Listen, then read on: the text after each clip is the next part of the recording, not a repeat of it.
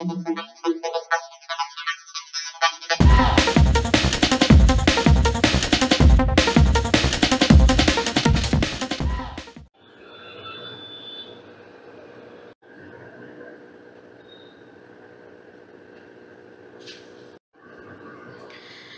Friends, welcome to Ushnish Haldar blog. আশা করি তোমরা সবাই খুব ভালো আছো, আমিও ভালো আছি। আজকে দেখো তোমাদের জন্য আমি একটা নতুন রেসিপি নিয়ে এসেছি। স্কিপ না করে ভিডিওটা প্রথম থেকে শেষ পর্যন্ত দেখো। আমি সর্ষের তেল দিয়ে দিলাম 3 চামচের মতো। এবার দেখো, এই ছোলার ডাল বেটে রাখা আছে, এটাতে আমি সামান্য নুন দিয়ে দেব। নুনটা দিয়ে আমি ছোলার ডালটা একটু মাখিয়ে নেব। এবার আমি কড়ার মধ্যে ছোট্ট ছোট্ট করে বড়ির মতো করে আমি ছোলার ডালটা এইভাবে দেখো গোল গোল করে চ্যাপটা চ্যাপটা করে বড়ির মতো করে এটা আমি ভেজে নেব।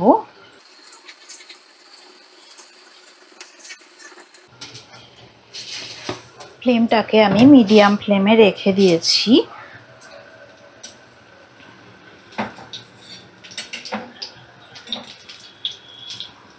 এক সাইডটা ভাজা হয়ে গেলে আমি এগুলোকে আর এক সাইডটা উল্টে দিয়ে ভেজে নেব।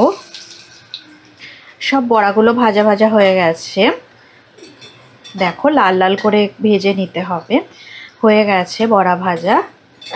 এগুলো সব ছোলার ডালের বড়া। তো এইগুলো বড়াগুলো আমি তুলে নিলাম একটা পাত্রে। এইবারে এই মিডিয়াম ফ্লেমেই ওই একই কড়াতে আমি দেখো কিছু তেজপাতা আর কিছু কিশমিশ আর কাজু বাদাম দিয়ে দিলাম।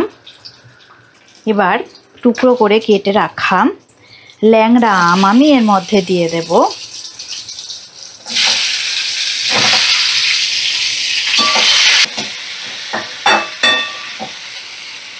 পরিমাণ মতো হলুদ গুঁড়ো দিয়ে দেব, আর পরিমাণ মতো নুন দিয়ে দিলাম।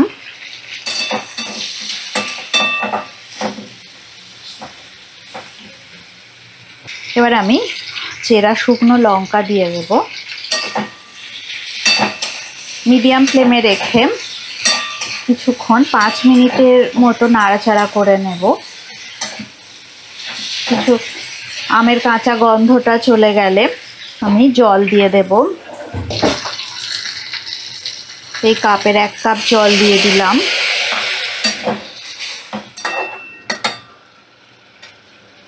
এবার ভেজে রাখা ছোলার ডালের বড়িগুলো আমি দিয়ে দেব।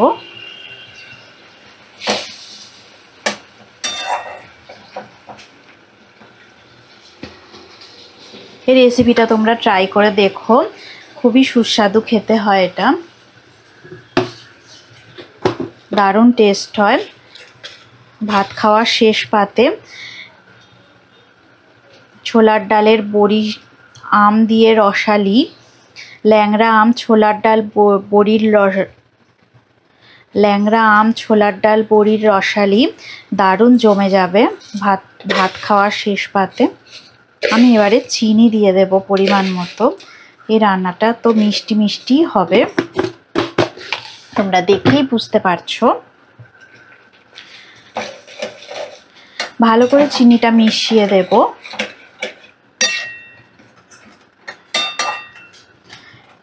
এবার মিডিয়াম ফ্লেমে রেখে আমি চাপা দিয়ে দেব 10 মিনিটের জন্য।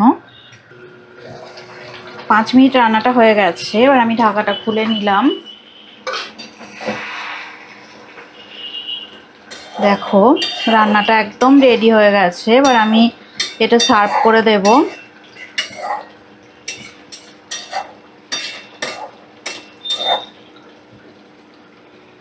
মটর ডালের বড়া, ল্যাংড়া আম রসালি কেমন লাগলো তোমাদের আমাকে অবশ্যই কমেন্ট করে জানাবেন। গ্যাসের ফ্লেমটা আমি অফ করে দিলাম।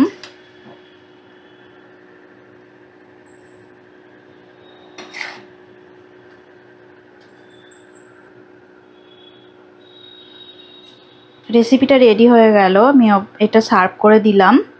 আমের রসালি যদি ভালো লেগে থাকে তাহলে তোমরা অবশ্যই লাইক দেবে, শেয়ার করবে আর কমেন্ট করে আমাকে জানাবে তোমাদের কেমন লাগলো। আর তোমরা যদি কেউ ট্রাই করে থাকো তাহলে আমাকে জানিও। আজকে সবাই ভালো থেকো, সুস্থ থেকো, আর আমাকে এইভাবে ভালোবেসে যাও আর ভালো ভালো কমেন্ট করো, তাহলে আমি আরও উৎসাহ পাবো নতুন নতুন ভিডিও দেওয়ার। আজকের মতো টাটা, নেক্সট ভিডিওতে আবার নতুন রেসিপি নিয়ে তোমাদের সঙ্গে দেখা হবে।